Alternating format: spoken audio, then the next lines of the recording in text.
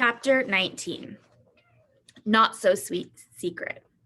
Just as I thought, my mother smiles when she sees Albert, Keisha, and me walk into Peterson's. She seats us in a booth right in the middle of the restaurant and takes our order. Keisha sits next to me, and Albert fills a good part of the seat across from us. So Keisha begins. Thanks for inviting us for ice cream. You're welcome. Must be cool to come here every day, she says. Is the ice cream free? Albert asks. My mom doesn't let me have ice cream more than once a week, and it isn't free, but we get it for half off, I think, I tell them. Albert fidgets a bit. So do either of you ever miss Mrs. Hall? Our old teacher, Mrs. Hall, I say. She was okay, but I like Mr. Daniels way more. He's nice. He is, Keisha says, goofy, but in a good way. Yeah, I say. I do not think he's a trusting person, Albert says. Mr. Daniels? I ask. Albert rubs his palms on the top of his jeans. He inquired about my bruises. I think he hypothesized that they came from my parents. Then I had to speak to the school psychologist. He shifts in his seat. My parents rescue insects and arachnids from our home, taking them outside rather than killing them. It's illogical for my parents to save spiders and hit their own son. I look over at Keisha, hoping she knows what to say. She doesn't. I take a deep breath. Well, Albert, even I've wondered where all those bruises come from. His voice is quiet, like a boy. Not a robot version of one. There's a group of boys. I meet them many days after school. You meet them? Keisha asks. Well, no, he says, they meet me. I'm sorry, I say. He nods once and then stares at the floor. Can't you tell anyone? I ask. Albert shrugs. Well, do you at least hit them back? Keisha asks. I don't believe in violence. And anyway, it seems to me that big kids would get the blame in a fight. No one's going to think a big kid like me didn't start it. So they would assume I give the punches, not receive them. He stares at his vanilla ice cream and then looks up, maybe a little happier. This reminds me of ice cream on Ellis Island.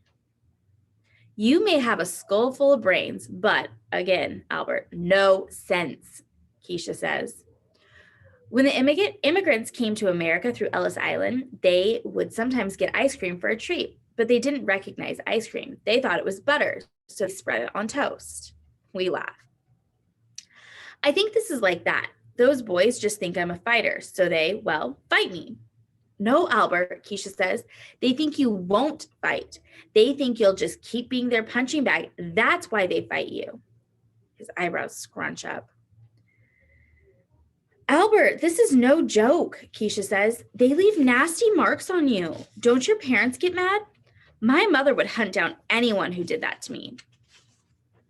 My father is busy with inventions, and my mother has other things to worry about. You should ask them for help, I say. I think Keisha is right. He shrugs. I don't want help. I should be able to solve this. Albert, Keisha says, and her dark eyes wide and angry. You can solve this. Just don't let those boys pound on you. You said you're bigger than they are. Yes, I call them the fire ants, a group of small beings that can be overwhelming. I laugh, but I'm sad on the inside. No, seriously, Albert, Keisha is downright mad now. Teach them a lesson. Hit them back. I don't think it is within my nature to hit someone. I will not meet violence with violence. I won't stoop to their level. Stoop to their level, I ask. If I act like them, I'm no better, he says. Well, I say this is like trying to give Jell-O a spine, Keisha says. Albert squints, which makes me wonder if he's actually mad. Some of the most lethal creatures on Earth are invertebrates. Don't throw that science at me, Keisha says. All I know is that you need to stick up for yourself. If you just let them do that, it's like telling them it's okay.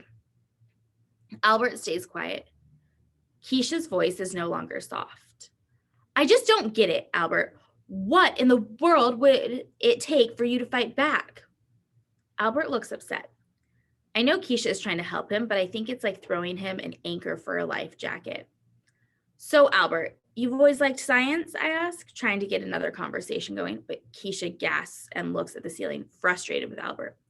Yes, Albert says, but Allie, I would like to ask you a question. Sure, go ahead. Shay is not kind to many people, but I have observed that she is the most unkind to you, and I don't understand it. Do you know why? Yeah, Keisha says, she really does seem to have it in for you.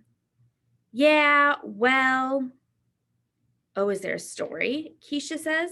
I just love a good story. There's no story. I won the art award last year. She was mad about that.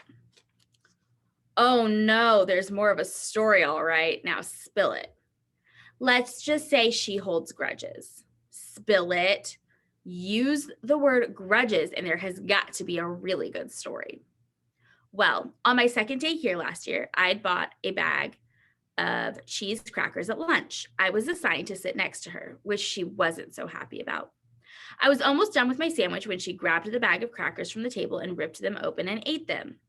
Are you kidding? She did that? I nod. I really don't want to finish the story. She is unbelievable, Keisha says, shaking her head. Anyway, I kind of have this habit of doing things without thinking. Well, I pause. I used to do it even more than I do now. So when she took a piece of cake out of her lunchbox, I reached over, sunk my fingernails through the frosting, grabbed a hunk, and stuffed it in my mouth. Keisha hangs over the table laughing, while Albert looks like I stuck him with a pin. You did that? He asked wide-eyed. And then, I really don't want to tell them this. While I licked the frosting off my finger, I asked her, so how do you like that? I cringe when I think of Shay's face. Total surprise, followed by looking at me like I was a disease on 2 feet. And somehow, deep down inside, I knew I'd pay for that forever. But Keisha is still laughing. That is the best. More people ought to put that girl in her place. She walks all over everybody. I kind of think out loud. She thought I was a freak. She deserved it. Just taking your food like that? Are you kidding me? Well, the thing was, I say, and then I stop because I can't quite push out the rest. I was mad that she'd eaten my crackers, but when lunch was over, I reached into my jacket pocket and found mine. Keisha laughs loud and long while Albert raises his eyebrows. Wait, Albert says, she didn't actually eat yours? I shake my head. So she thinks you grabbed a hunk of her cake for no reason, Keisha asks. Yeah, kind of.